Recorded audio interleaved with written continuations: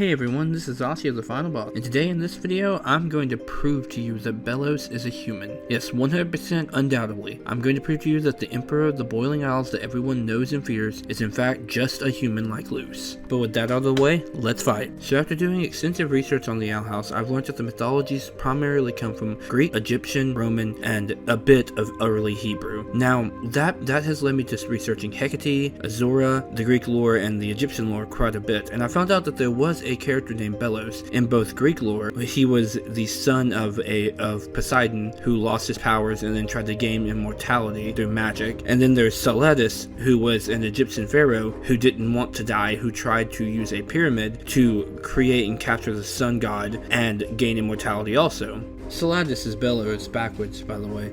But now you're wondering, okay, if one of them was the son of the god, what makes you think Belos is human? Well, because we know that there aren't exactly any deities of the Boiling Isles, so we would have met them by now. And to add, Belos is afraid of death. He had Lilith looking for a scroll of immortality because he was dying. Belos is dying. He's keeping himself alive by drinking that pure raw magic that's inside Palisman. And witches of the Boiling Isles, they don't have to do that.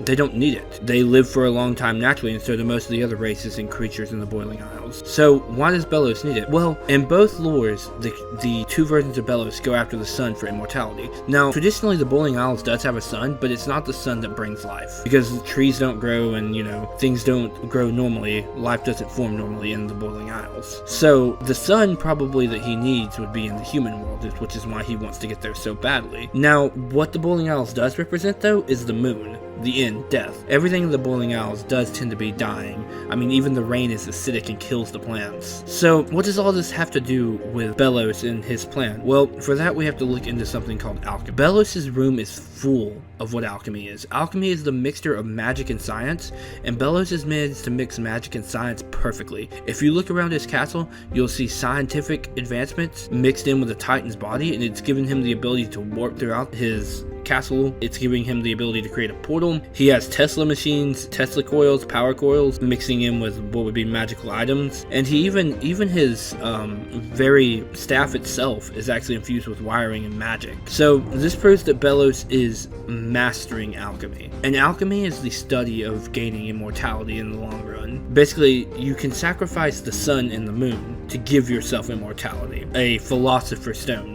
would be created from that, and that's probably Belos' goal, is the Philosopher's Stone. Now, what does that have to do with Azura and Hecate? Well, again, I think that they represent the moon and sun in physical forms, so if he could get to Earth and get to Azura, who might be on Earth, he thinks, and sacrifice her with Hecate, who should be in the Boiling Isles, he could gain his immortality, sacrificing the moon and the sun to gain a Philosopher's Stone to become immortal. Now, that's more believable now to me than fusing the worlds, because it feels like it rips a lot less off Star versus the Forces of Evil. Now, you may be doubting on the alchemic influence in the Boiling Isles and in the Owl House as a whole. Well, let me show you some symbols of basic alchemy, and tell me if any of them look familiar to you. Yeah, you see a lot of Luce glyphs here, don't you? Yeah, because all of Luce's glyphs are alchemic symbols. They amplify nature around them using magic and science. The glyph is what's called a portal or a gate. It's a way for the magic to pass through and sort of gives it a funnel for the land to give it. This is pretty common in American, European, and Chinese alchemy, which makes Luce also an alchemist, just like Belos. Now, you also see stuff like this, the All-Seeing Eye, which Belos has actually used. We've just never canonically seen it, but we have seen the All-Seeing Eye in his palace. Now, the All-Seeing Eye in alchemy, what it does is it allows you to see into the future. And this would make sense if Belos used it, because he was the one who had the Eat a Curse potion planted by Lilith. He was the one who made sure it was at the market when they went. So this must mean he saw it in the future and knew it had to happen, because Ida was his main threat. Well, are you still unconvinced about Belos being human, even though he has uses of alchemy and human technology all throughout his palace? That's okay, I have one more thing that we can hit on. Let's talk about the hair. Yeah, that's right, we saw Belos with his hood off in the trailer, and we could clearly see his hair, but guess what was missing? No pointed ears. And you can say, well, it was hidden under the hair,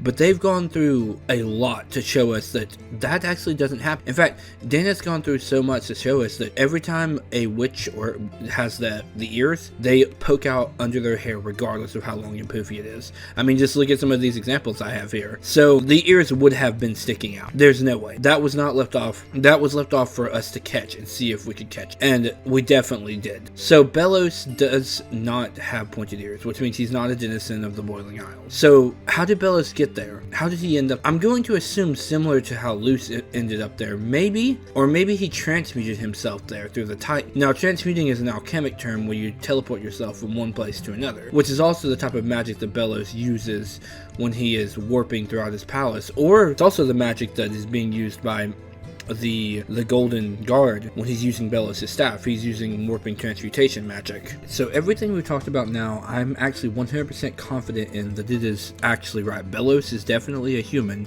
and he is using alchemy or glyph magic. And the reason he wants to go between the human world and the Boiling Isles is to create a Philosopher's Stone or to gain immortality. That I do believe, but this wouldn't be a final boss video unless we tried to answer something impossible. That was all research and study. So I feel like facts make it easy. So let's try to solve something in the fandom that would just be basically a guess at this point. So I'm going to take my best to take a shot at the Belos is Luce's father theory. Now, this one is obviously really hard to prove, and anything I say in here is going to be guesswork at best. But given the situation, let's say that Belos wants to make the Philosopher's Stone, and he needed Azora, and he knew Azora's reincarnation would be a human, and he used his all-seeing eye to see that if he had a child with, say, this specific person, then eventually that baby would be born would become Azora. Now, he would have no idea what the baby would look like, or who that baby, or how that baby would act once it was born, because he would have to go back to the Boiling Isle. Now, the time frame wise kind of works. If he came back, if he left the Boiling Isles temporarily, or even if he was before he left the Boiling Isles,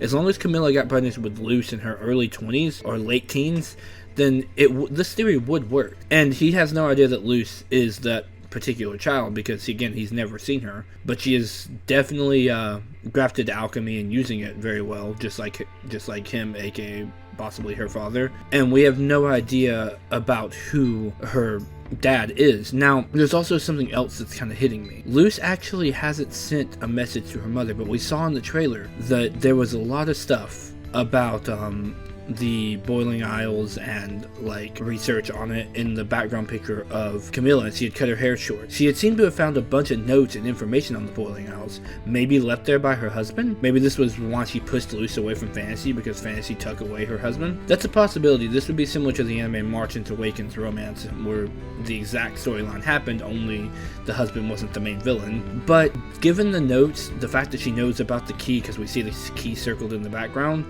and the fact that it seems like she's looking for the portal, she must have gotten that information from somewhere. Like I said, maybe Belos had a room in the lab where he kept his notes, and maybe this is where Luce read all about her facts about griffins and magical stuff in the Boiling Isles, because her father had come from the Boiling Isles and came back. I think that this is the best way to make sense, but even then, this is just a guess. But hey, it's still fun to think about, right? And as always, I'm Ashi of the Final Bosses, and if you enjoyed the video, leave a like, comment, share it, and tune in next time.